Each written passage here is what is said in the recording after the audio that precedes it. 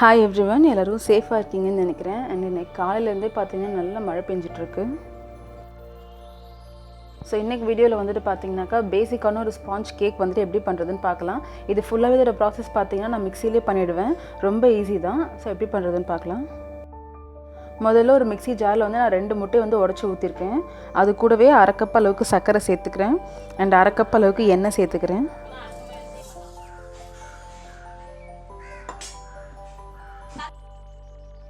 சேர்த்துட்டு இது எல்லாத்தையும் வந்து நல்லா மிக்சியில் போட்டு நல்லா வந்து அடிச்சு எடுத்துக்கலாம் ஒரு 2 நிமிஷத்துக்கு.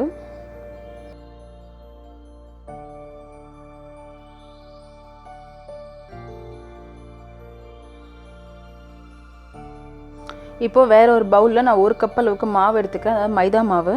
அது கூடவே நான் 1 டீஸ்பூன் அளவுக்கு பேக்கிங் பவுடர் சேர்த்துக்கிறேன். அண்ட் 1/2 டீஸ்பூன் அளவுக்கு பேக்கிங் சோடா சேர்த்துக்கிறேன். சேர்த்து எல்லாத்தையும் நல்லா கலந்து தனியாக எடுத்து வச்சிடலாம்.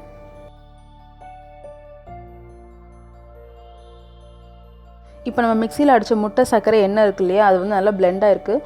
அது கூடவே இந்த மாவையும் சேர்த்துக்கிறேன். சேர்த்துட்டு இன்னொரு வாட்டி நல்லா மிக்சியில் போட்டு நல்லா அடிச்சுக்கலாம். மாவை மிக்சியில் போட்டு அடிச்சதுக்கப்புறமா மாவு கொஞ்சம் நல்லா திக்காக இருக்கும். இப்போ வந்து நான் ஒரு 1/3 கப் அளவுக்கு வந்துட்டு நான் பால் சேர்த்துக்கிறேன். அதாவது 5 டேபிள் ஸ்பூன், எனக்கு வந்து நான் சேர்த்தது 5 டேபிள் ஸ்பூன் அளவுக்கு.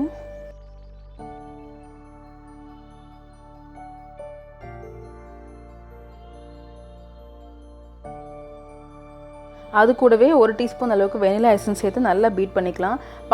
பேட்டர் வந்து ரெடி ஆகிடுச்சு. நான் எப்போவுமே இந்த பாத்திரத்தில் தான் கேக் வந்து பேக் பண்ணுவேன். எதில் நீங்கள் பேக் பண்ண போகிறீங்களோ அதில் வந்துட்டு ஃபஸ்ட்டு வந்து நல்லா வெண்ணெயை ஃபுல்லாக தடவிடுங்க. அதுக்கப்புறமா 1 டேபிள் ஸ்பூன் அளவுக்கு மைதா போட்டு நல்லா வந்து டேப் பண்ணி விட்டுருங்க எல்லா சைடும். வெண்ணெய் மைதாலாம் சேர்த்து நல்லா கோட் பண்ணதுக்கப்புறமா அரைச்சி வச்சுருக்க கேக் பேட்டரை ஊற்றிடுங்க. ஊற்றிட்டு 2 தடவை வந்து சும்மா அப்படி டேப் பண்ணுங்கள். அப்போ தான் எல்லாம் ஈவனாக ஸ்ப்ரெட் ஆகும் மாவு. ஒரு குக்கரில் வந்து ஒரு ஸ்டாண்டை வச்சுட்டு குக்கர் மூடியில் இருக்க கேஸ் கட்டு விசில்லாம் எடுத்துகிட்டு ஒரு 10 நிமிஷம் வந்து அப்படியே மூடி வச்சு ப்ரீஹீட் பண்ணிவிடுங்க. ப்ரீஹீட் பண்ணி நல்லா சூடானதுக்கு அப்புறமா இந்த கேக் பேட்டர் ஊற்றி வச்சுருக்கோம்ல, இதை தூக்கி அதில் வச்சு அப்படியே மூடி போட்டு நல்லா லோ ஃப்ளேமில் வைங்க. இது வந்துட்டு ஒரு 40 நிமிஷத்துலேருந்து 50 நிமிஷம் வரைக்கும் நீங்கள் அப்படியே வேக விட்டு எடுக்க வேண்டியது தான்.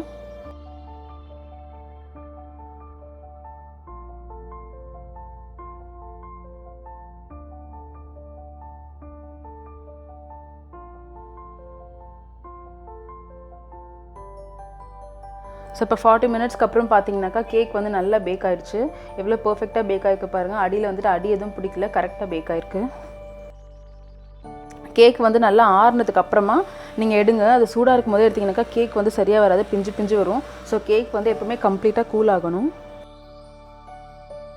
இப்போ வந்து கேக் வந்து நீங்கள் பீஸாக கட் பண்ணி சர்வ் பண்ண வேண்டியது தான். இது ரொம்ப ஈஸியான ஸ்பாஞ்ச் கேக். இது நீங்கள் பீட்டர் இருந்தால் தான் கேக் பண்ண முடியல, தனித்தனியாக கிண்டுறதுக்கு வந்து கஷ்டமாக இருக்குன்னு சொன்னால் நீங்கள் இந்த மாதிரி மிக்சியில் போட்டு எல்லாத்தையும் ஒன்றா அடிச்சு எடுத்துக்க வேண்டியது தான்.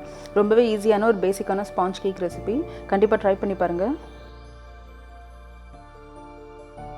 லாக்டவுன் டைம் வந்துட்டு இது ரொம்ப போராக தான் போகுது. பட் அந்த மாதிரி நேரத்தில் இந்த மாதிரி ஏதாவது ரெசிபி செய்கிறது, இந்த மாதிரி வேறு ஏதாவது நம்ம டைவர்ட் பண்ண மட்டும்தான் நம்ம கொஞ்சம் ஃப்ரீயாக இருக்க முடியும்.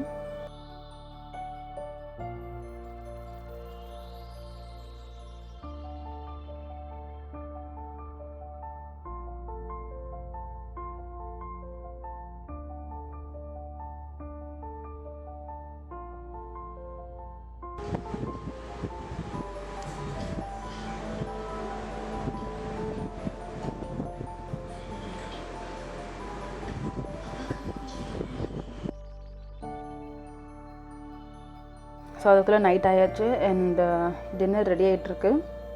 நான் வந்து இந்த வீடியோ இதோட முடிச்சுக்கிறேன். கேக் ரெசிபியை கண்டிப்பாக ட்ரை பண்ணி பாருங்கள். தேங்க்ஸ் ஃபார் வாட்சிங்.